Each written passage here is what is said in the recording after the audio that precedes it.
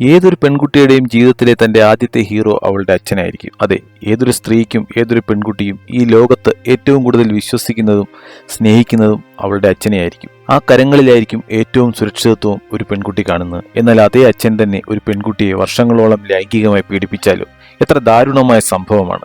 മനുഷ്യനെന്നല്ല, മൃഗങ്ങൾക്ക് പോലും ചിന്തിക്കുന്നതിനപ്പുറം. അത്തരത്തിലൊരു സംഭവത്തെക്കുറിച്ചാണ് ഇന്ന് ആർ ടോക്സ് കൈകാര്യം ചെയ്യുന്നത്. ആർ ടോക്സിലേക്ക് എല്ലാവർക്കും സ്വാഗതം. വീഡിയോ ഇഷ്ടപ്പെട്ടാൽ ദയവായി ചാനൽ സബ്സ്ക്രൈബ് ചെയ്യാനും വീഡിയോ ലൈക്ക് ചെയ്യാനും കമന്റ് ചെയ്യാനും ഷെയർ ചെയ്യാനും മറക്കരുത്. 1.5 വയസ്സിൽ തന്റെ മാതാവ് മരിച്ച ഒരു പെൺകുട്ടിയെ വർഷങ്ങളോളം സ്വന്തം അച്ഛൻ പീഡിപ്പിക്കുന്നു. കുട്ടിക്ക് ഏകദേശം 15 വയസ്സുള്ളപ്പോൾ, അതായത് 10ാം ക്ലാസ്സിൽ പഠിക്കുമ്പോൾ മാത്രമാണ് ടീച്ചറിലൂടെ ഈ വിവരം പുറം ലോകം അറിയുന്നത്. എത്ര ഞെട്ടിപ്പിക്കുന്ന സംഭവമാണല്ലേ. 2023-ലാണത്രേ ഈ പീഡന വിവരം കുട്ടി തന്റെ ക്ലാസ് ടീച്ചറോട് പറയുന്നത്. ഇംഗ്ലീഷ് പരീക്ഷ കഴിഞ്ഞതിന്റെ പിറ്റേ ദിവസം കുട്ടി സ്കൂളിലെത്തിയപ്പോൾ വല്ലാതെ മാനസിക വിഷമം അനുഭവിക്കുന്നതായി ടീച്ചർക്ക് തോന്നി. കാര്യത്തിൽ എന്തോ പന്തികേട് തോന്നിയ ടീച്ചർ ആ കുട്ടിയോട് വളരെ സ്നേഹത്തോടു കൂടി കാര്യങ്ങൾ അന്വേഷിച്ചു. വളരെയധികം ചോദിച്ചപ്പോൾ കുട്ടി തുറന്നു പറഞ്ഞു, കഴിഞ്ഞ കുറേ വർഷങ്ങളായി തന്റെ സ്വന്തം അച്ഛൻ എന്നെ പീഡിപ്പിക്കുന്നുണ്ടായിരുന്നുവെന്ന്. ഈ പറഞ്ഞ ഇംഗ്ലീഷ് പരീക്ഷ കഴിഞ്ഞ ദിവസം വീട്ടിലെത്തി വസ്ത്രം മാറുവാനായിട്ട് മുറിയിലേക്ക് കയറിയ കുട്ടിയോടൊപ്പം പിതാവും കയറി. അന്നും പിതാവ് കുട്ടിയെ പീഡിപ്പിച്ചു. സംഭവം പറഞ്ഞ് ടീച്ചർ ഒട്ടും അമാന്തിച്ചില്ല. ചൈൽഡ് ലൈൻ വഴി പോലീസിനെ വിവരം അറിയിച്ചു. തുടർന്ന് പോലീസ് പിതാവിനെ അറസ്റ്റ് ചെയ്തു. കുട്ടി ഉദ്ദേശം 1ാം ക്ലാസ്സിൽ പഠിക്കുന്ന കാലം മുതൽ 37-കാരനായി പിതാവ് കുട്ടിയെ ലൈംഗികമായി ഉപദ്രവിക്കുന്നു എന്നാണ് അറിയാൻ കഴിയുന്നത്. പിതാവിന്റെ ഉപദ്രവം സഹിക്കാൻ കഴിയാതെ വന്നതോടെയാണ് കുട്ടി ക്ലാസ് ടീച്ചറെ വിവരം അറിയിച്ചത്. ചെറുപ്പത്തിലെ അമ്മ മരിച്ചതുകൊണ്ട് പിതാവിന്റെ സംരക്ഷണയിലായിരുന്നു ഈ പാവം കുട്ടി വളർന്നത്. എന്നാൽ അമ്മയുടെ ബന്ധുക്കളോ പിതാവിന്റെ ബന്ധുക്കളോ ആരുമില്ലാത്തതിനാൽ ആരോടും ഒന്നും പറയാൻ കഴിയാത്ത നിസ്സഹായ അവസ്ഥയിലായിരുന്നു ഈ പാവം കുഞ്ഞ്. പീഡന വിവരങ്ങൾ ആരോടെങ്കിലും പുറത്തു പറഞ്ഞാൽ തന്നെ കൊല്ലുമെന്നുള്ള ഭീഷണിയുടെ സ്വരം ആ കുട്ടിയെ വല്ലാതെ ഭയപ്പെടുത്തി. അതുകൊണ്ട് തന്നെ പിതാവിന്റെ ഭീഷണിക്ക് വഴങ്ങി ഈ കുഞ്ഞ് ഇതാരോടും പറഞ്ഞിട്ടുമില്ല. ഈ കേസിൽ പ്രതിയാക്കപ്പെട്ട പിതാവിന്റെ 2ാം ഭാര്യ കോടതിയിൽ മൊഴി നൽകിയിരുന്നു.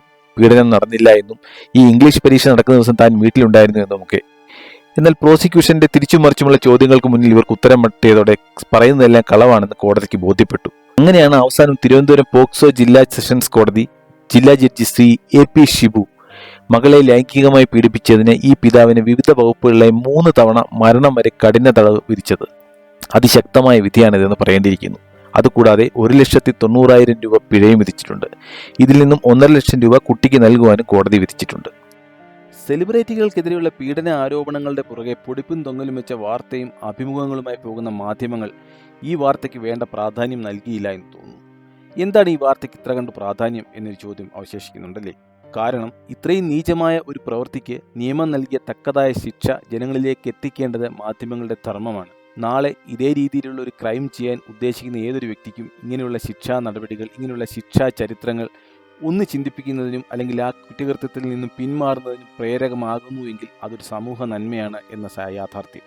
മറ്റൊരു പ്രധാനപ്പെട്ട ചോദ്യം, ഈ കേസിൽ ഇത്രയും ക്രൂരമായ പീഡനം കാഴ്ചവെച്ച പിതാവിനെ സംരക്ഷിക്കുവാൻ ശ്രമിച്ച 2ാം ഭാര്യയും പ്രതിയാവേണ്ടതല്ലേ? അവർക്കും തക്കതായ ശിക്ഷ ലഭിക്കേണ്ടതല്ലേ? എന്തായാലും നിയമത്തിന്റെ മുന്നിൽ വന്ന തെളിവുകൾ എന്താണ്, നിയമത്തിന്റെ സംവിധാനങ്ങൾ എന്താണ് എന്നും കേസ് വ്യക്തമായി പഠിക്കാതെ ഒരു അഭിപ്രായം പറയാൻ ആർ ടോക്സിനോ എൻ്റെ പ്രേക്ഷകർക്കോ ആവില്ല എന്ന യാഥാർത്ഥ്യം നിലനിൽക്കുന്നു.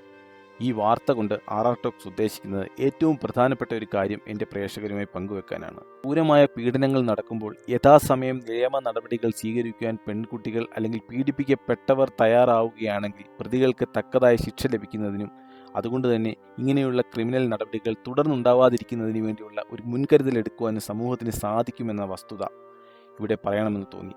കാരണം നമുക്കറിയാം, സെലിബ്രിറ്റികൾക്കെതിരെയുള്ള ആരോപണങ്ങൾ ഹേമ കമ്മിറ്റി റിപ്പോർട്ടിന് ശേഷം ഇപ്പോൾ നടക്കുന്നുണ്ട്. വർഷങ്ങൾക്ക് ശേഷമുള്ള പീഡന കഥകളാണ് ഓരോരോ വ്യക്തികളായി വന്ന് പറഞ്ഞുകൊണ്ടിരിക്കുന്നത്.